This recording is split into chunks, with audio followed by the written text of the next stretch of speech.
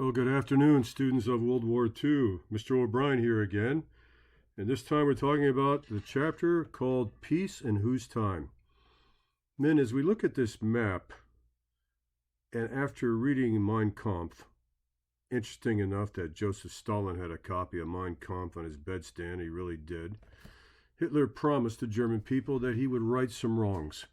And some of the wrongs he was going to right from the Versailles Treaty was the ability to actually march an army into the Rhineland in direct violation of the Versailles Treaty and to take it back almost with force. Gentlemen, it was one of the most nerve-wracking things Hitler ever did. He knew that if France and England would have mobilized and stopped him from going into the Rhineland, the demilitarized zone, that he would have been crushed, the Nazi Party would have been finished, and World War II would have been avoided.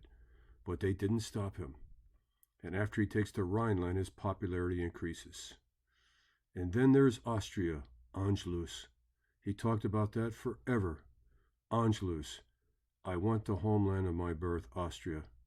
I want the German people to be part of the great fatherland.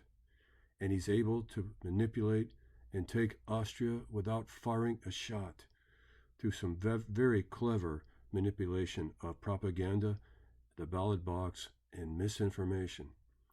And then there's the Sudetenland, which we'll talk about. I only want part of Czechoslovakia, he said. I'll have no more territorial demands. I want those people in Czechoslovakia that speak German and who, quite frankly, have been abused, and they want to come home. Later, he'll deal with the Polish corridor and some other territories we can see on this map. But the incredible part of the story, men, is that Hitler is going to take all this land without firing a single shot.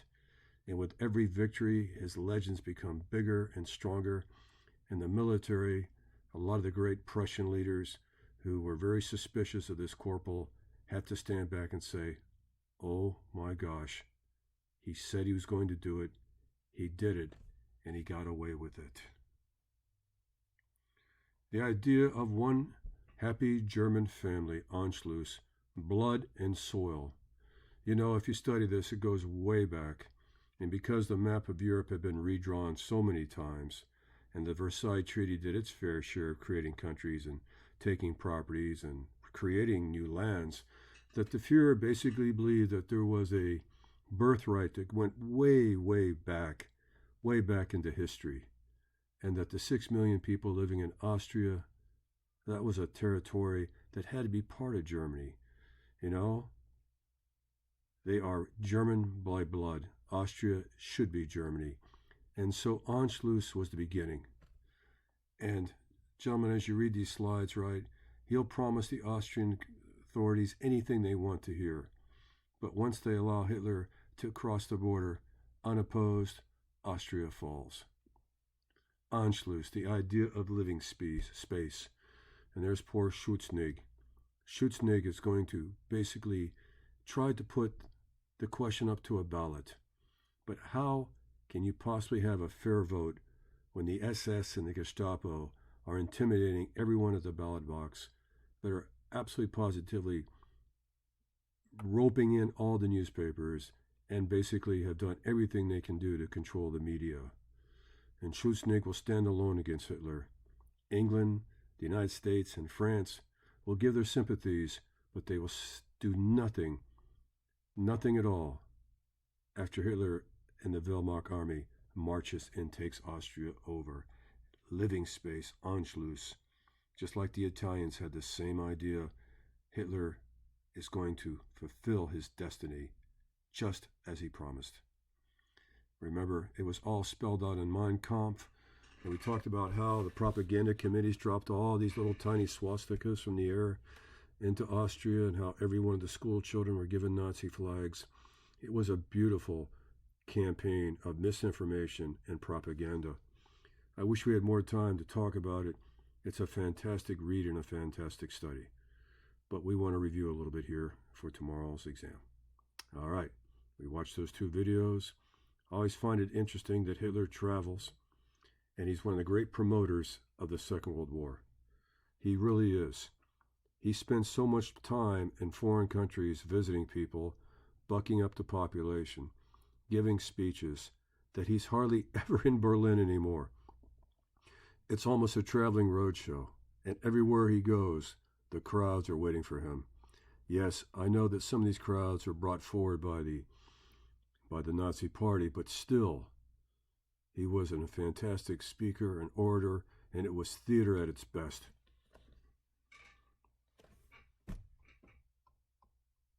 All right. We talked about the idea that how some of the Jews didn't really believe that Hitler was going to expel them. Remember, men, in the beginning, it was expulsion. Leave your possessions, drop your keys, your watch, your jewelry, and get out. Take your passport, get on a steamer, get on a ship, get on a train, and get out. You know, men, it's interesting because the population of, I think of Austria was less than 3% Jewish. And one of the most famous non-practicing Jews was the father of psychoanalysis, psychology, Sigmund Freud. Interesting enough, Franklin Roosevelt and Italy's Benito Mussolini bribed Hitler to allow Sigmund Freud to leave. His sisters did not have the same chance, and his sisters will perish in the concentration camps during the final solution. But the handwriting is on the wall as Jewish businesses are being targeted and propaganda is being spread about basically the subhuman Jewish race. There is the famous autograph and there is the famous letter that Sigmund Freud had to write.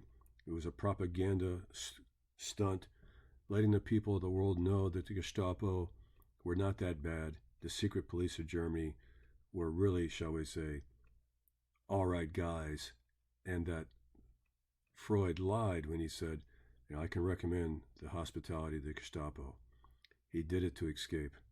And, quite frankly, men, later in his life, he developed a cocaine habit because of cancer, and he dies in England, I believe, in 1940. But he was lucky enough to get out of the camps. Pardon me, 1939. That's correct. Cancer's a terrible thing. All right. The greatest quotation of the early part of the rise of Nazi Germany.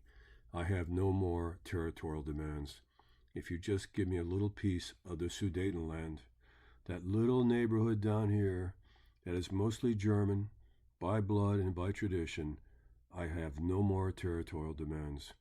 The only problem, though, is that Austria was guaranteed by Italy, and Hitler was able to get Italy to give up Austria, their friendship, by offering Mussolini a chance to join the Axis, what Hitler called the Pact of Steel.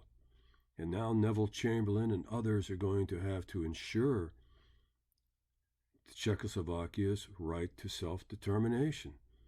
The League of Nations, let's not even talk about the League of Nations. They were a complete paper tiger.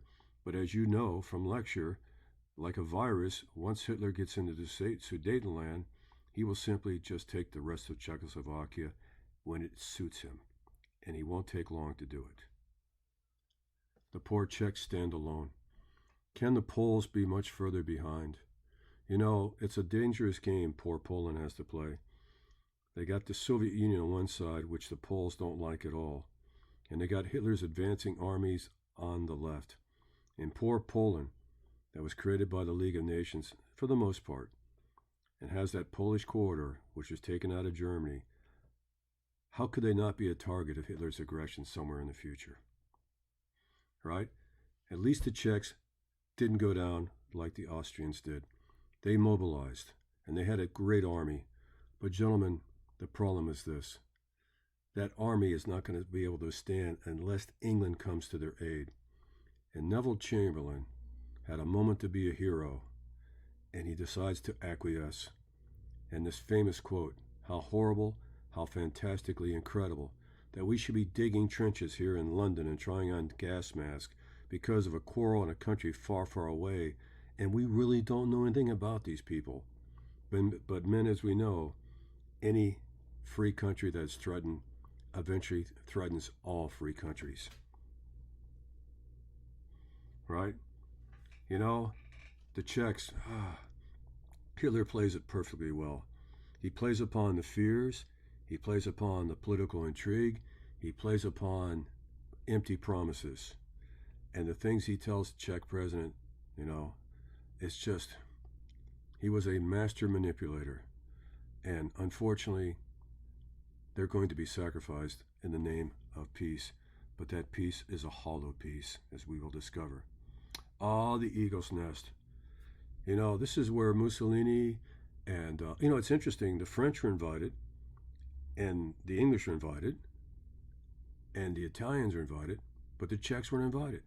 That's the eagle's nest. That's what, on that high mountain up there in Munich, it's a beautiful building, built by the SS for Hitler's 50th birthday. And it's interesting, because Hitler didn't even like heights. Imagine building a gold elevator. Gentlemen, it's interesting to me, as we talked about, our own 101st Airborne, the Screaming Eagles, were the first American allies to capture the eagle's nest, and actually had many souvenirs of Hitler's personal life, including his photo album. Oh my gosh, and we watched a little video about that. Thoroughly enjoyed that series. Whoops, my apologies. We saw some political cartoons. And poor Neville Chamberlain, Hitler had a psychological profile of Neville Chamberlain. He treated him like an absolute gentleman and a guest. He played that little trick we talked about of not allowing to have cigarettes breaks. Men, when you're addicted to nicotine and the meetings go long and you're not allowed to go out and smoke a couple cigarettes, Neville Chamberlain was already nervous. It's the first airplane ride he ever took. And Hitler was very polite, but he wanted to have these marathon sessions, and Chamberlain had a very bad nicotine habit. I don't know. Did he give up Czechoslovakia for a pack of cigarettes? Sure is fun to talk about. But he came back to England, and people were happy because they thought, World War II had been avoided, and the memory of their lost sons of World War I was still fresh in their mind. Winston Churchill, who will be the next Prime Minister after Chamberlain is removed and Hitler invades Norway and dies of cancer, but I think he died of a broken heart because he knew he got played, is going to berate Chamberlain. He's going to berate him for not having the honor to stand up for integrity of Czechoslovakia and giving the British promise and not living up to it. Because, men, I can tell you this from experience, the Englishmen pride themselves on loyal duty and integrity. And if they say they're going to do something, it's as good as done. It was very untypical English for Chamberlain to go for appeasement. The idea of giving Hitler what he wanted to avoid making the difficult choice of going to war. We still argue about this today, don't we? And there they are up in the eagle's nest, right? Mussolini, Hitler, that's Chamberlain right there. Remember, Chamberlain didn't fight in the First World War, man. He was a economist, and Hitler often used that against him, saying, I know about war and you don't, and quite frankly, I never want to see another war again. That's a lie, because in Mein Kampf, Hitler glorifies war. He believes war is the only way a country can evolve and prove itself. All right? And then remember, when Woodrow Wilson made the League of Nations and the Versailles Treaty mostly, give this strip of Germany to Poland and this beautiful free city called Danzig, which was considered to be a great seaport city. And of course, Hitler's got that on the target list too. Don't you worry, he's going to take it in his good time. And there's the pictures of the German stormtroopers breaking through into free Danzig on the pretense of liberating persecuted Germans. It's the same old story. Here's some of the crown jewels, high members of the SS, right? And basically, men, when you study this particular chapter, Czech president there, President Haka, is going to be given assurances. And those assurances is that you really are independent. We're just here to guard your independence. That's like saying that we're putting you in jail for protective custody, because if you're in jail, nobody can hurt you and we can watch you. But quite frankly, I think the Czechs knew that their time was limited. It was only a matter of time before they marched over the Sudetenland and just absorbed Czechoslovakia, and they did. And there is Hitler playing that masterful game that he always played. You know, it's an incredible slide, man, because, you know, in 1923, Hitler's practically coming out of prison, and he's broke, and the Nazi party's been fragmented. And here it is, you know, a decade or so later, and now he is in charge of 10 million people who are not even German, without firing a single shot. That just blows my mind. Okay? Where was the United States? Well, I'll tell you where the United States was. They were with that aviator by the name of Charles Lindbergh, the first man to fly across the Atlantic in 1927, Lucky Lindy, and the America First Committee. The America First Committee, neutrality, neutrality, neutrality. Don't sell weapons, don't get involved, don't give loans, no lend-lease, right? Germany's going to win this war. England's going to be isolated. And as soon as America realizes this, we don't have to die in another godforsaken European war like we did in World War I. Men, the America First Committee's got a lot of political power. They're going to absolutely dissolve in the ashes of Pearl Harbor. Just like any argument about neutrality dissolved after 9/11. When the trade towers went down, that's when the gloves came off. Okay? Little breakout session there. You know, Roosevelt begs and begs and begs for the United States to change neutrality. Maybe we could at least sell weapons to the people we like. Congress won't hear any of this. They won't hear a word of it. All right? And as you go down the chart, you begin to realize that the timetable for conquest for Hitler is amazing. He even takes the little tiny corner of Poland way up there in the north called Memel, and story has it that Hitler didn't like going on the ocean. I heard that before. When he visited the big, gigantic battleship, the Bismarck, and the Prince Eugene or the Prince Eugen, right, that he was very prone to seasick. And quite frankly, the Kriegsmarine didn't see much of Hitler on their ships. All right. And then there's Poland. But remember, he's got a deal. He's going to make a deal. He's going to take the west part of Poland and he's going to offer the east part of Poland to Stalin. And the idea is that first I have to have a non-aggression treaty. I have to have a way where I don't fight a war on two fronts like we did in the World War I. So Stalin bites right into it. They sit down and make this thing called the Molotov-Ribbentrop Treaty. America knows it as the Non-Aggression Treaty, where Hitler lays out exactly his plans for Poland. And you know what? He lived up to it. And as you can see the cartoon there, the scum of the earth, I believe, the bloody assassins of the workers, I believe, it was an unholy marriage. And everyone couldn't believe it. But you know, men, you know and I know that Hitler's biding time. But when the army's strong enough and the Luftwaffe recovers from Spain and all that, that they're going to turn on Russia in the summer of 1941. But Stalin blindly believes it's to his advantage to cooperate with Hitler and become his partner in crime. An unholy marriage if there ever was one. Then there's Joseph Stalin there, right? Stalin, you know, is his, it's not his real name. Stalin means the man of steel. And he was actually the first newspaper writer, the editor for the communist magazine Pravda. But during the revolution, he was a bank robber. And quite frankly, later Lenin began to distrust Stalin, and he wrote him out of the will. Stalin found out about it. He kills Trotsky, who was the number 2 man of the revolution. And there's even stories that Lenin didn't die of a stroke, that he was poisoned by Lenin.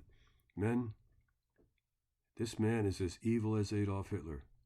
And we'll talk about his psychology in a future lecture. All right? There's the young Stalin, one of the only men to escape Siberia more than once. Men, he is pure evil. Remember this statistic. Remember this saying, men. He said, if you kill 1 man, it's murder. But if you kill 1,000,000 men, it's only a statistic. What greater experience in life is there than having your enemies ordered to be murdered and then taking a nap? Wow, that's what he said. All right. Then there's the idea of the entangling alliances. You know, alliances are tough because if your friends get into a fight, Whether you're in a mood or not, if you're a good ally, you got to go in there with them.